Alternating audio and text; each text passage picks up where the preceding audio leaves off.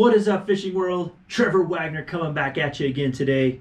Today I want to talk about cold weather kayak fishing.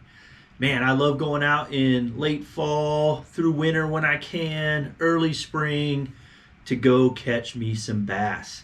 I usually don't catch a lot of numbers, but I can typically catch some size. So in today's episode, I'm not going to talk to you about what I throw, my tips and tricks for catching those bigs during that time period.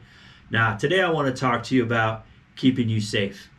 How those things that I do to make sure that I can get back to my family if something bad happens when I'm out on my kayak in the wintertime. So first and foremost, as we jump right in, you need to make sure that your kayak is ready to go. That means you've checked it for cracks. You've checked the hull. There's no leaks. There's nothing. Your kayak is in great shape. Because there's nothing worse than getting that kayak out in that water and that hull starts taking in water and you start to sink. So make sure your kayak is in good shape. So your kayak's in good shape. If you are one of those people that run motors, got nothing against that. If you run motors, just make sure your batteries are fully charged. And also make sure that even though you're running motors, that you have a good paddle with you, because you never know if those motors fail and you got to paddle your way to the shore or back to the ramp, that you have a way to do that and you're not stranded out there, especially in the wintertime. That is the worst, to be stranded in the wintertime. All right, next. In my kayak, I carry a dry bag. And to me, this dry bag is my safety net. So inside of my dry bag, I carry a very warm change of clothes. I have a heavy sweater. I have some heavy duty sweatpants. I even have some compression shorts in there. I carry some nice warm socks. And I also carry a nice beanie. Okay, it's a nice warm beanie to keep me warm in case that event ever happens and you fall out into that water and you have to change your clothes quickly. Make sure that you have them in there. Also in my dry bag, I carry a first aid kit. Inside that first aid kit, it's more on the professional line. You know, I used to be a medic in the Army, so my first aid kit's pretty high speed. Inside there, I also have a foil blanket. So that way, in case I start getting those shivers, man, you got to throw that foil blanket on you during those rescue times. I also carry matches or lighter in there because I need some kind of fire starting stuff just in case. You never know. I also have flares. Now those flares I am in deep crap. Like I'm out, I can't get my kayak, it's far away or there's something wrong with it, and I need some help. Now in the wintertime, you know that there's not a lot of boat traffic. There's not a lot of people out there. And if you're out fishing alone, you need to have a way to signal other people. Yeah, a whistle's great. You have to have a whistle on your life jacket. We'll get to that in a little bit later. But I need another way to signal some people if I'm really in deep trouble. So I always carry flares in my life jacket as well, just in case, because, man, you just don't want, if you're in a bad situation, you want all the help you can get. All right. Kayak's good. Dry bag's packed. I am ready to go. Now let's talk about me. So how do I dress when I go out? If I had a dry suit, I would wear a dry suit. I don't have a dry suit. I actually have a wet suit because I used to do triathlons back in the day a few years ago. So I have a wetsuit. I don't like to wear a wetsuit too often because it kind of restricts your movement if you're pedaling, because I have a pedal drive and stuff like that. So I don't take a wetsuit. However, I do layer my clothes to make sure that my body is warm but not hot because I don't want to sweat. I make sure that I have good gloves and my feet are always warm, because if your feet are cold and your hands are cold, you're just going to have a miserable time. So make sure your feet are warm, your hands are warm, you dress in layers, you're warm, but you're not hot. Okay, and you have good freedom of movement when you're out on your kayak, because you don't want to be cumbersome, because if you do fall out, you got to be able to move to get your butt back into the kayak. Okay, so talking about that, getting your butt back into the kayak, I cannot stress how important it is for you to practice self-rescue. I usually take the family out every spring when that water temperature is good. We take our fleet of kayaks out and we practice getting into the kayaks, falling out getting back in over and over again until it becomes second nature. I do it every year. Every year I do it.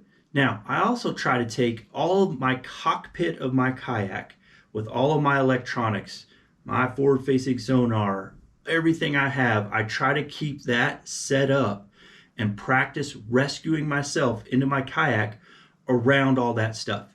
Because if you go out there with a stripped kayak and practice getting in, that's great. However, when you're out there fishing, you got electronics, you got paddles, you got rods, you got other stuff in your way. So you need to practice the way you fish. So if you're going to practice self-rescue, you need to do it with your electronics attached, with those rod holders on there, or whatever you have in your cockpit.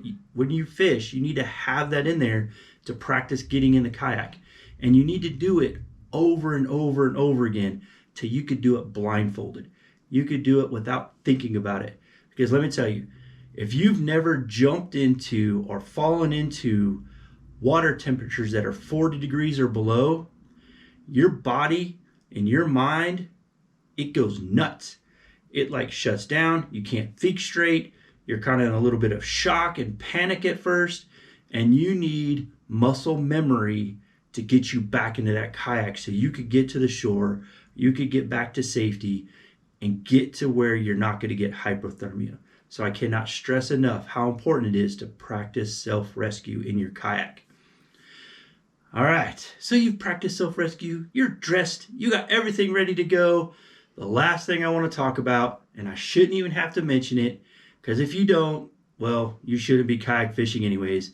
And that is always, always, always make sure that you wear your life jacket. Your life jacket is your first line of defense to making sure you do not drown if you fall in that water and your body goes into shock.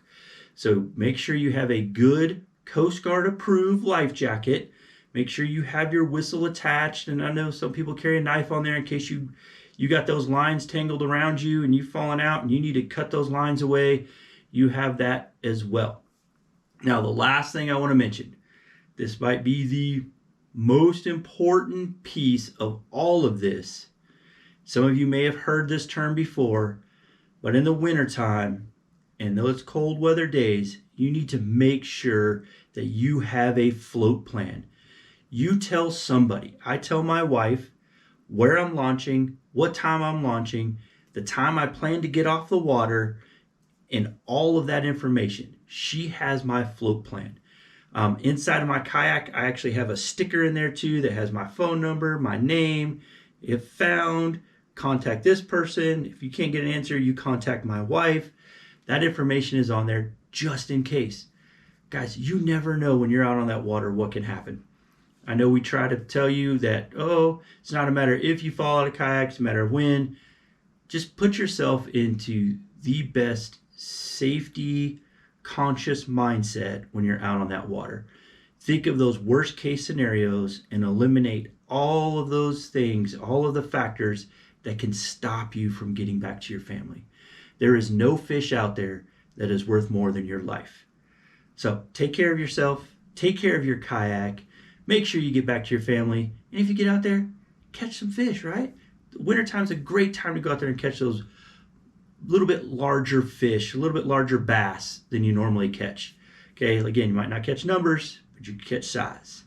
So keep that in mind if you're getting out there. Those are the things that go through my mind. That's the stuff that I have set up. So thank you guys for watching. If you like this video, hit that like and subscribe button down below. Leave some comments below. What are some of the things that you do in cold weather kayak fishing that I might not have mentioned that we could share with the community so that we can all learn from each other and be safe when we're out there. All right, guys, get out and fish when you can and catch some bass. Thank you guys for watching.